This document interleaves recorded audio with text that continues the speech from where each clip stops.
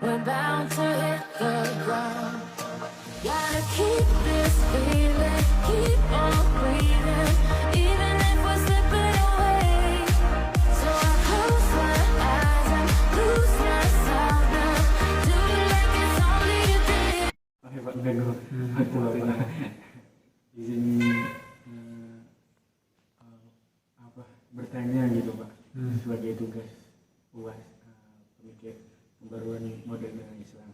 Jadi saya Farizak Hidayat dari kelas 3C. Raga Negara Fadilah Kelana dari kelas 3C juga Pak. Saya Dimas Dwi Prabowo dari kelas 3C juga Pak. Jadi kami disuruh untuk buat video wawancara untuk tugas UAS dari mata kuliah perkembangan modern dalam Islam. Jadi kami ada beberapa pertanyaan untuk meminta pandangan Bapak terhadap pembaharuan dalam Islam. Pertanyaan pertama, bagaimana menurut pandangan Bapak mengenai pembaharuan dalam Islam? Apakah Bapak setuju tidak ada pembaharuan tersebut Pak untuk saat ini?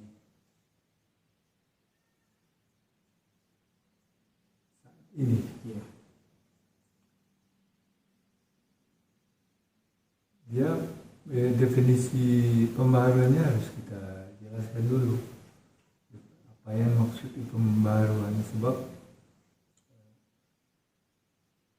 ada beberapa macam. Ada pembaharuan apabila dia sudah usang berkarat kemudian dibersih lagi seperti baru, pembaharuan juga. Kemudian ada juga pembaharuan dalam arti mengubah atau perubahan dari yang lama ke ada model yang lama, model yang baru, atau situasi yang lama ke suatu situasi yang baru. Itu namanya reformasi. Ada juga pembaharuan yang dikatakan pemurnian. Jadi semuanya itu ada trennya sekarang ini. Ada orang yang ingin memperbaharui dalam pengertian memurnikan. Ada orang yang ingin memperbaharui tapi dengan pemahaman yang baru. Itu namanya pembaharuan juga. Tapi ada orang yang mau mengubah. Itu namanya reformasi. Nah, sekarang yang mana maunya?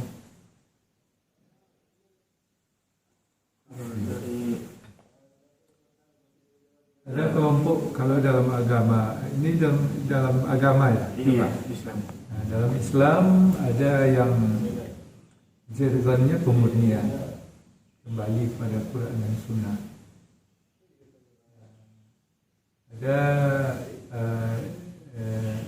Ada dua aliran. Yang pertama itu aliran Wahabi. Ya, yang itu memahami agama secara tekstual.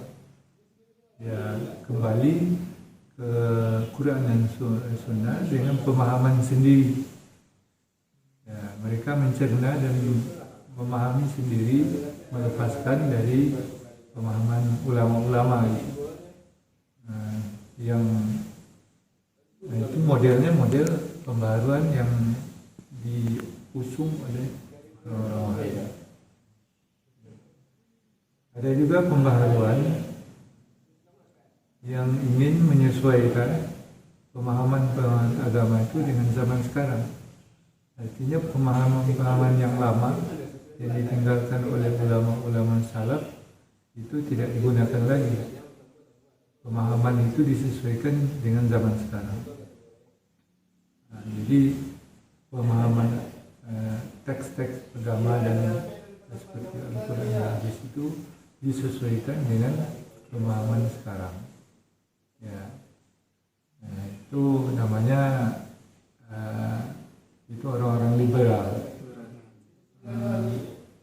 Orang liberal itu juga ingin memperbaharui agama itu melalui pemahaman agama yang lebih sesuai dengan zaman sekarang. Dan ada juga yang ingin pembaharuan itu hanya di bidang pembaharuan kehidupan sosial ekonomi saja. Ya. Artinya pemahaman agama itu dipegang sebagaimana yang dipahami oleh ulama-ulama dulu, dari ulama salaf sampai sekarang, itu tetap dipelihara, tetapi mengambil yang mengambil pemahaman yang lebih baru, yang lebih bermanfaat, sementara yang lama tetap dipegang. Nah, itu yang mayoritas kaum muslimin seperti itu.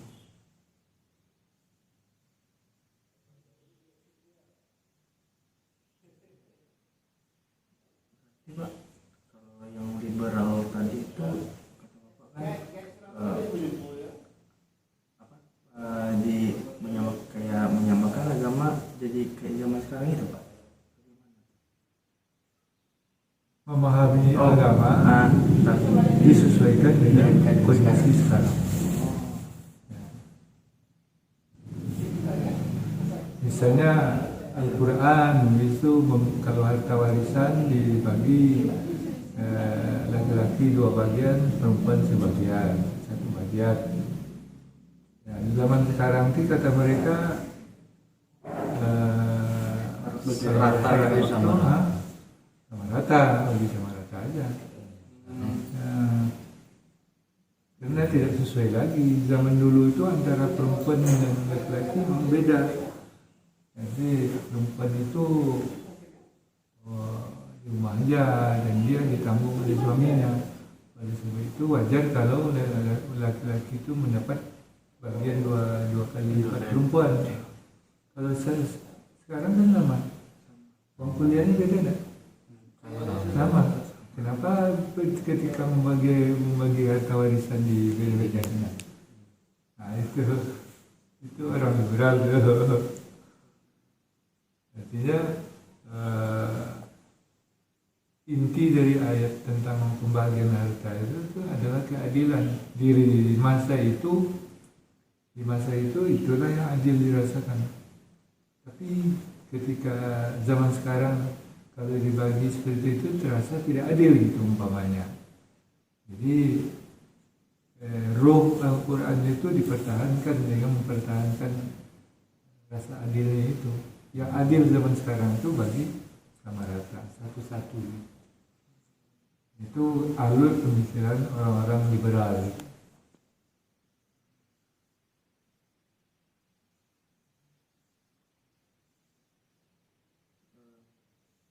Kalau misalnya Pak, kan zaman sekarang kan rata-rata teknologi juga sekarang Pak. Ya. Teknologi itu berperan banyak.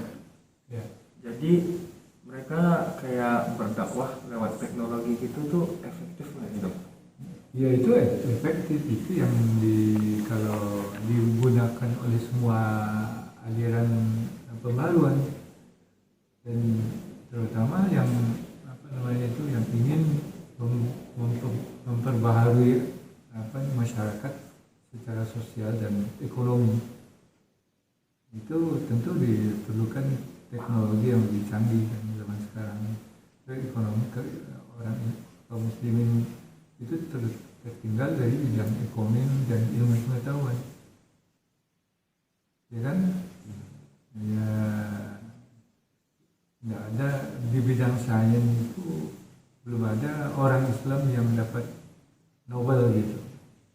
Nah, dia Nobel gitu karena mungkin karena temuan-temuannya.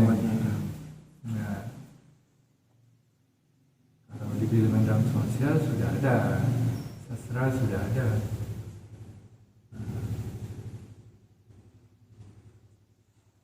Jadi pembaharuan Islam di zaman modern itu ya sebaiknya bidang sosial ekonomi dan ilmu pengetahuan itu kan bidang sosial ekonomi ilmu pengetahuan. Nah, kalau pemahaman beragama itu memang beda-beda. Ada aliran-alirannya sekarang. Ada aliran Aswaja, ada aliran Wahabi, ada Syiah, ada liberal, ada Zionis juga. ya. Zionis itu bukan Ada aliran juga Islam, dari Islam. bukan Islam. Zionis itu Yahudi.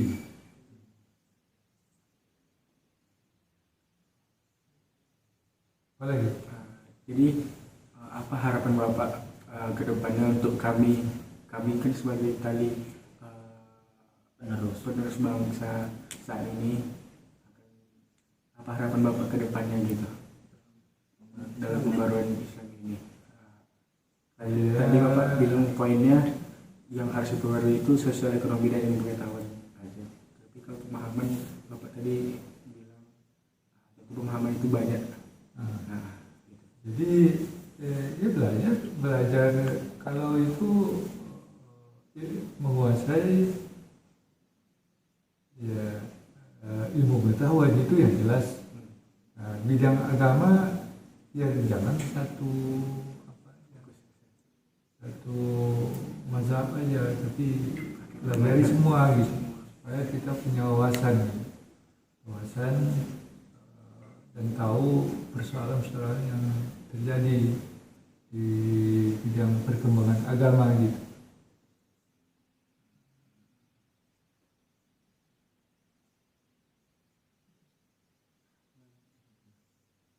Kalau untuk dari segi pendidik Pak, apa usaha pendidik untuk menyiapkan peserta didiknya ini Pak, untuk dalam menyiapkan pemikiran yang modern sekarang Pak? Ya, kalau guru itu juga memegang peran strategis ya. Tapi guru harus mampu menjadi model bagi anak didiknya. Nah, kalau sekarang kan zaman canggih, walaupun secanggih apapun, guru itu tidak bisa digantikan karena ada unsur yang memang tidak bisa diganti, yaitu unsur hubungan atau komunikasi yang tidak bersifat rohaniah, yang bersifat psikologis kejiwaan. Kalau bahan-bahan di internet banyak, kita bisa belajar melalui secara online, tetapi itu tidak akan memenuhi keperluan psikologis, karena hubungan langsung antara orang dan orang itu memiliki aspek psikologis. Ada di situ hubungan guru dan murid, ya. Hubungan melindungi, mendidik, hubungan kasih sayang dan seterusnya. Jadi yang tidak bisa diberikan oleh online itu. Ya, jadi guru mesti memiliki pengetahuan dan teknik-teknik pembelajaran yang sesuai dengan zaman sekarang, di samping menguasai materi-materi bidangnya. Ya. Sebab kalau tidak mengikuti perkembangan zaman, guru itu akan sangat ketinggalan. Ya, jadi itu yang berat, bagaimana guru bisa menjadi model bagi anak didik. Berat. Dengan begitulah murid akan tergerak untuk meniru atau menjadi uswah dari murid-muridnya. Kalau enggak, modelnya ya bisa artis, bisa yang dalam bintang-bintang film itu menjadi modelnya, tidak gurunya, tidak yang lain-lain.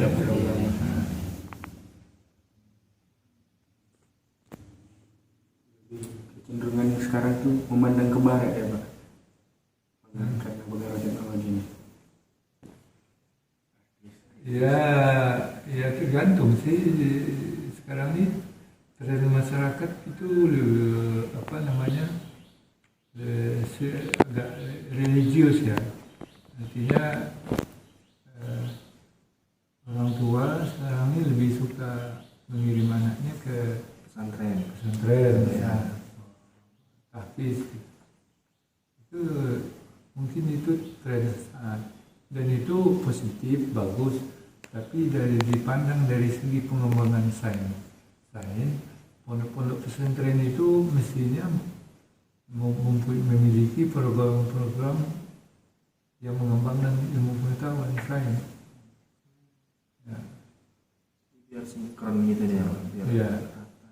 Jadi kalau hanya mengandalkan agama, pelajaran agama, tahfiz itu nanti santrinya tidak memiliki pengetahuan tentang sains, ya itu juga akan digilas juga sama peradaban lain gitu, yang menguasai pengetahuan dan teknologi.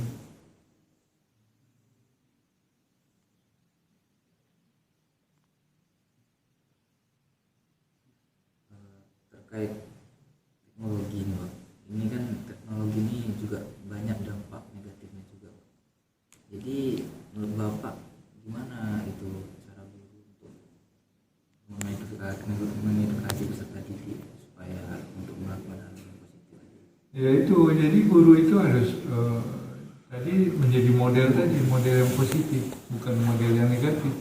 Kalau guru menampilkan hal yang negatif itu berbahaya bagi muridnya. Jadi ada upaya memasukkan, menginternalisasi nilai-nilai itu melalui mata pelajarannya. Apa yang diajarnya IPA, IPS, ya, melalui mata pelajaran itulah ditanamkan nilai-nilai kepada peserta didiknya, sehingga dia menjadi berkarakter. Karakter itulah yang bisa mengendalikan teknologi. Orang yang lemah karakternya, tidak karakter atau karakter yang negatif, itu dia akan terbawa oleh teknologi itu. Nah, artinya dia tidak bisa menjadi tuan bagi teknologi, tapi menjadi budak teknologi. Ya.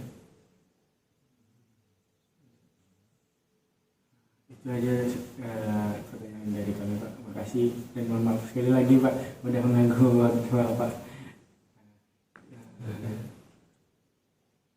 Kalau materi pembaharuan mata kuliahnya apa namanya? Pembaruan modern dalam Islam. Pembaharuan modern dalam Islam. Iya. Pembaharuan itu kan modern, jadi modern dong. Modern pemikiran, Pemikiran modern, pemikirannya pemikiran modern. perkembangan pemikiran modern. Perkembangan pemikiran. Pemikiran modern dalam Islam. Apa materinya yang diajarkan oleh Kayak kemarin kami belajar tentang Perkembangan apa Pak? Pemikiran-pemikiran tokoh-tokoh Islam itu. contohnya?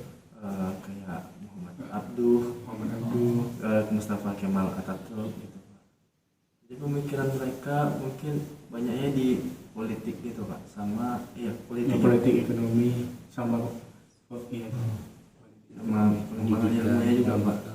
Cuman di ajaran kan kami juga dipelajari pemikiran ulama Syiah punya Matahari. enggak apa yang Wilayatul Faqih itu. Oh, itu Khomeini. Iya, Ayatul Khomeini. Itu kan lebih ke unsur politik sama agama di Apa sistem pemerintahan Syiah. Iya. tahun 12. itu yang dibahas Pak.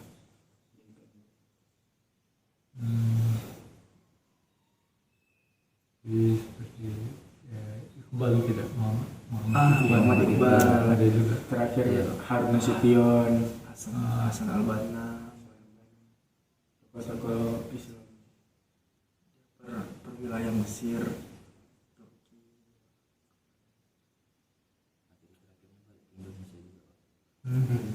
Kalau di Indonesia siapa yang Harun Nasution, Kiai Haji Hasyim Asy'ari, Kiai Haji Ahmad Dahlan, Kiai Haji Ahmad Siddiq. harus yang baru tahun 90-an ini.